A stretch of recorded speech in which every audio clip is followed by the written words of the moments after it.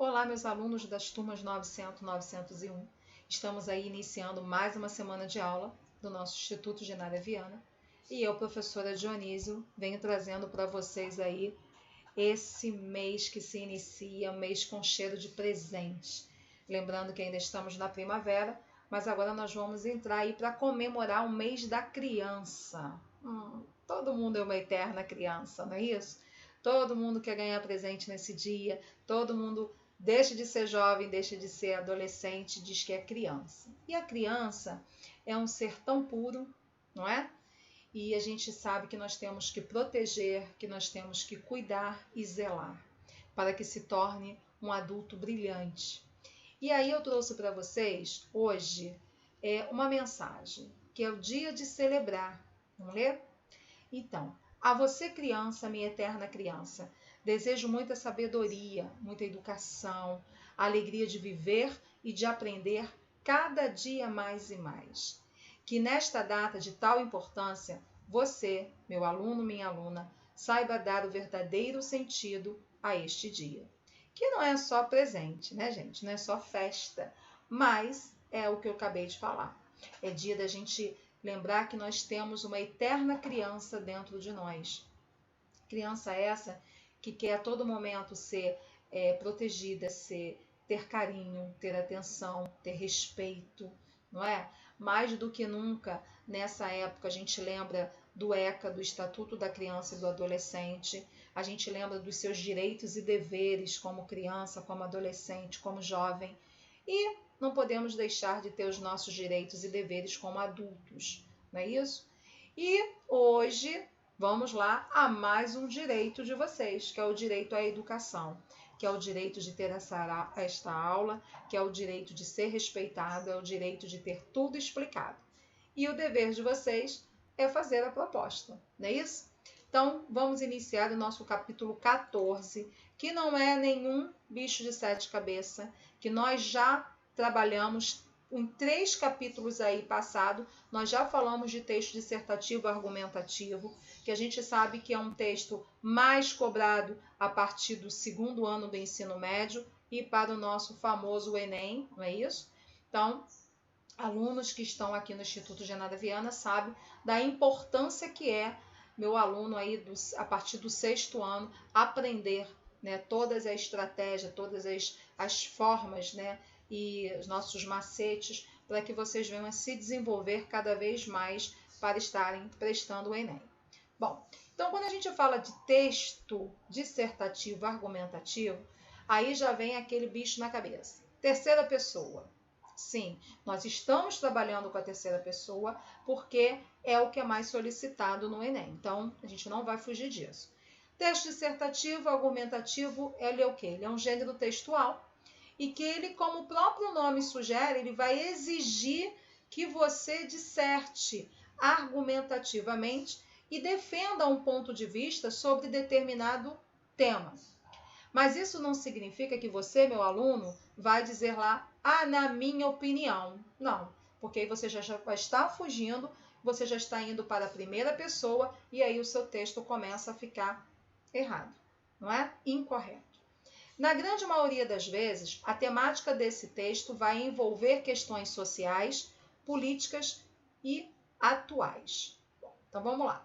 Então, agora nós temos as principais características.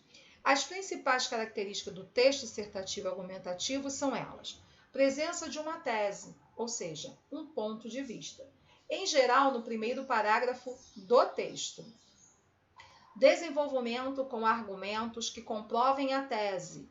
A conclusão em forma de síntese ou com propostas de solução para os problemas discutidos no texto. Uso de quê? Da norma padrão da língua portuguesa. Isso aí a gente não tem nem mais o que discutir, porque vocês já estão sabendo como faz isso.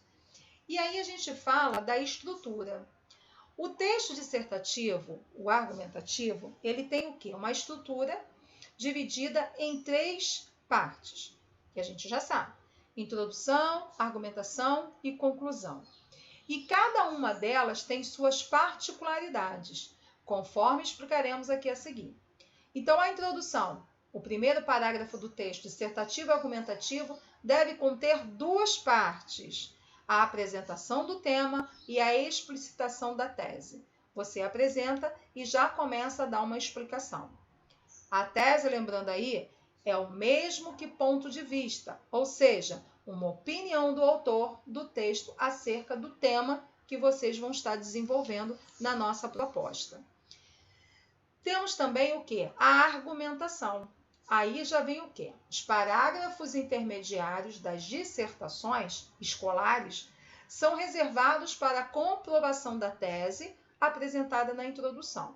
Então, um argumento ele é composto de duas partes: a fundamentação e a análise do fundamento. Na fundamentação, o autor deve buscar provas de que seu ponto de vista está correto. São considerados fundamentos citações de autoridade, referências históricas, conceitos teóricos consagrados, notícias publicadas em jornais de qualidade. Então, aí nós vamos estar fundamentando e buscar provas para a gente poder colocar a nossa tese a valer. Mediante isso, nós vamos para o nosso roteiro. O roteiro da semana diz o seguinte: nosso livro de produção textual, páginas 27 e 28, nós temos a proposta 1. Eu vou ler aqui para vocês. Diz assim: leia o artigo a seguir. 19ª edição geral, uso de animais em experimentos científicos. Lembrando que no livro de português de vocês, ele fala sobre o quê? Texto científico, tá?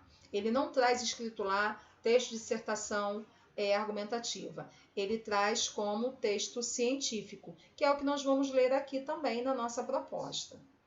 Então, vem. A utilização de animais em pesquisas é um tema que gera muitas discussões na sociedade e também dentro da UFSM. Para manter sob vigilância os experimentos em cobaias, existe a Comissão de Ética no Uso de Animais, criada em 2005 e coordenada pelo professor de Medicina Veterinária Alexandre Krause. Os princípios da comissão são analisar quais os projetos e as atividades que envolverão os animais, determinar se existe o mérito, se o uso deles é justificado e também se os procedimentos serão conduzidos de forma a não envolver sofrimento. A criação é anterior à constituição da Lei Auroca, de 2008, que determina a obrigatoriedade de uma comissão de ética em toda instituição que tenha interesse no uso de animais. A lei também deliberou a criação de um Conselho Nacional de Controle de Experimentação Animal, que é vinculado ao Ministério de Ciências e Tecnologia. Então, nós temos aqui o texto, ele vai estar falando, todo o artigo aqui vai estar falando sobre o uso de animais em experimentos científicos.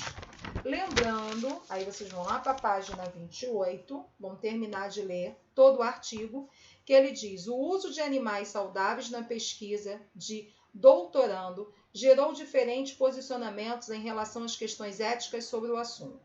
Porém, o médico explica que, se eu for testar qualquer medicamento, eu devo usar um animal saudável, porque eu preciso comparar isso com os outros animais. Se eu tiver um sistema orgânico em que esteja doente, ele vai responder de uma forma imprevisível, porque vai ter uma resposta individual alterada. Nas imagens abaixo, como é o tratamento das cobaias de um dos biotéricos dessa universidade. Na União Europeia, o uso de animais na indústria doméstica foi proibido em março de 2013. Para substituir o uso de cobaias, pesquisadores trabalham na criação de modelos alternativos para cada tipo de órgão, mas apenas a pele está mais perto de ser uma alternativa confiável e segura.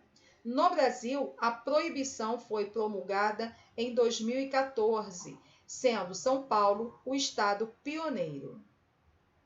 Escreva um texto dissertativo e argumentativo expressando o seu ponto de vista sobre o uso de animais em pesquisas científicas. Lembrem-se que agora nós temos uma nova lei assinada pelo presidente em que a gente não podem aí de forma alguma maltratar os animais. Então, vocês também têm um gancho sobre isso. Vocês podem procurar reportagem que saiu agora na semana passada, a questão da nova lei, que vai dar cadeia, não é isso? Para quem encontrar, para a gente filmar, mostrar um ser humano maltratando um animal.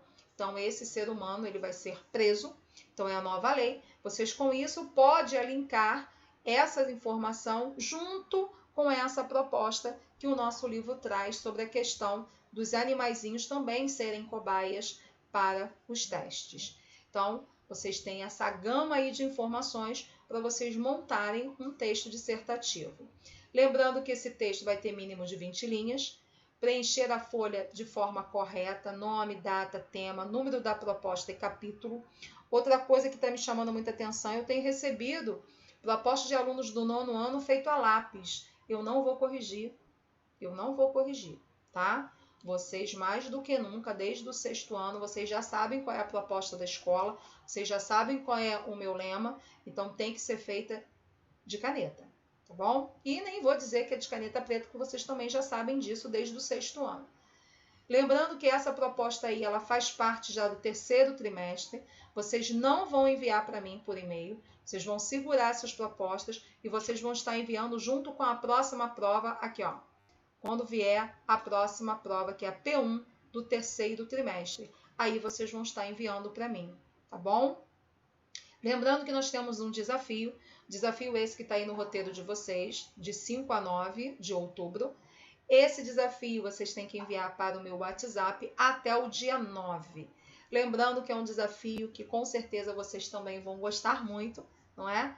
E que será um sucesso como foi o da primavera. Quero já agradecer os meus alunos que participaram, que já têm nota sobre isso, né? Sobre a poesia, sobre o desafio. Já está tudo anotadinho, já sei direitinho quem enviou e quem fez, tá? Lembrando também que vocês vão estar devolvendo aí a prova agora para a escola. A folha da poesia e aquela folha extra tem que estar junto com a prova. E mais, quem ainda ficou de me entregar propostas do capítulo 9 ao 12, também pode estar colocando tudo junto com a prova. Eu aconselho vocês grampearem tudo junto com a P2 de vocês e quando for entregar na prova eu poder estar pegando tudo certinho, tá bom? Solicito também que vocês entreguem no prazo que foi estipulado pela escola, que é para a gente poder, o mais rápido possível, estar pegando as provas, estão corrigindo e lançando a nota para vocês no sistema. Lembrem-se de colocar nome completo em todas as provas, não é apenas em uma. Não escrevam só Pedro, coloque o seu nome todo. Pedro, a gente tem milhares de Pedro na escola. Então, coloque o seu nome todo, coloque a sua turma direitinho. Tem alunos que estão se confundindo com as turmas, né? E aí isso acaba dificultando o andamento também das nossas correções, tá bom? Então, olha, um grande beijo e até a nossa próxima aula e fico aguardando o desafio de vocês.